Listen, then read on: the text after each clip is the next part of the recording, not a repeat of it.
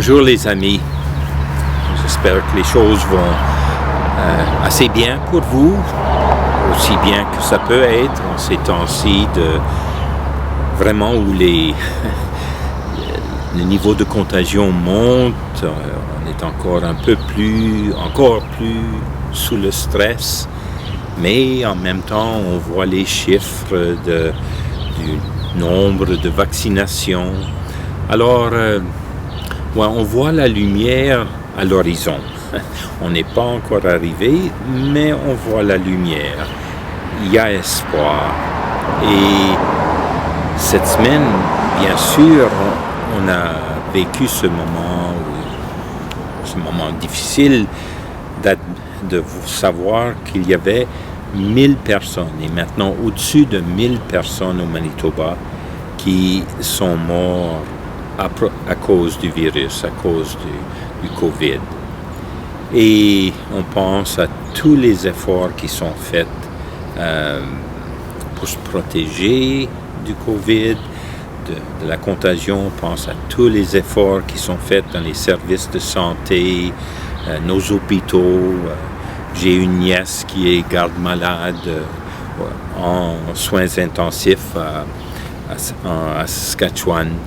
Alors oui, c'est tout un effort, tout un sacrifice, ce qu'on fait pour la vie des autres. Mais alors c'est peut-être aussi le moment de considérer cette question du respect de la vie, de la protection de la vie, d'être là pour l'un l'autre à tout moment et en toutes conditions dans la vie. Cette semaine, de penser à cela en termes de la vie dès le moment de conception jusqu'à sa fin naturelle, la mort naturelle. Cette semaine, c'est la semaine nationale de la vie et de la famille, initiative de la Conférence des évêques catholiques du Canada, et pour vraiment revaloriser, rehausser l'importance, réfléchir comment mieux vivre ces réalités de mariage, de famille, de respect de la vie. Alors, oui, c'est une semaine qui commence avec le dimanche de la fête des mères, et donc dimanche passé, et qui va pour toute une semaine, et différentes activités dans les diocèses, dans les paroisses. Mais aussi, c'est lié à un jour en particulier qui est toujours le jeudi. Et c'est la Marche pour la vie qui a lieu à Ottawa. Événement national qui attire des dizaines de milliers de personnes, beaucoup de jeunes, et des gens des différentes églises catholiques, évangéliques. L'archevêque de Ottawa va être là, maintenant Marcel Danfous, mais le cardinal de Québec, de Toronto, l'archevêque de Montréal, ils sont là, bien des évêques et des prêtres, mais comme j'ai dit, des milliers de personnes qui marchent et qui proclament la vie est sacrée. La vie de chaque personne a une dignité qui doit être respectée parce qu'elle est don de Dieu. Elle est don de Dieu. Ça, vraiment, et certainement dans la conception chrétienne de la personne humaine, la vie, c'est le premier des dons d'amour de Dieu, et donc le plus grand bien est le bien à être respecté, supporté, protégé avant tout. Tous les autres droits découlent de ce premier don et de ce premier droit à la vie. Et alors, on peut penser dans cette semaine à nos efforts, où nous nous plaçons dans toute cette question de respect de la vie. et de vraiment prier que chaque mère qui est enceinte va porter au monde ce cadeau de Dieu, cette merveille de Dieu, une vie humaine. Et alors, priant pour ça et demandant des protections législatives pour ça, eh bien, aussi, qu'on pense, qu'est-ce qu'on peut faire pour aider les mères qui sont enceintes dans un moment de crise dans leur vie? Qu'est-ce qu'on fait? Qu'est-ce qu'on peut faire pour les supporter, les accompagner? Les mères qui mettent au monde leurs enfants, mais qui sont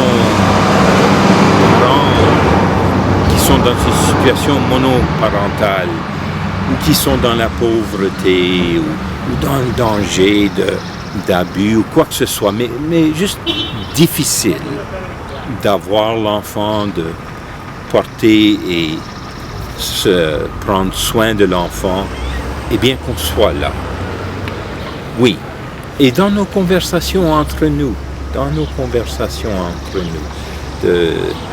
c'est facile de s'émerveiller d'un petit bébé quand c'est notre neveu, notre nièce, notre petit enfant, mais que cet émerveillement qu'on sent dans notre cœur, qu'on le porte d'une certaine manière pour tout enfant, et qu'on soit là encore quand c'est des questions de pauvreté dans des familles, des enfants mal nourris. Tu sais, c'est la question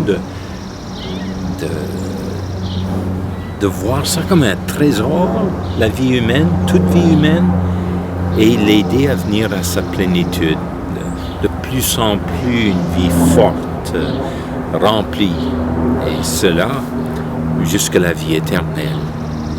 Alors, oui. Mais alors, il y a l'autre bout de l'échéancier, si on veut dire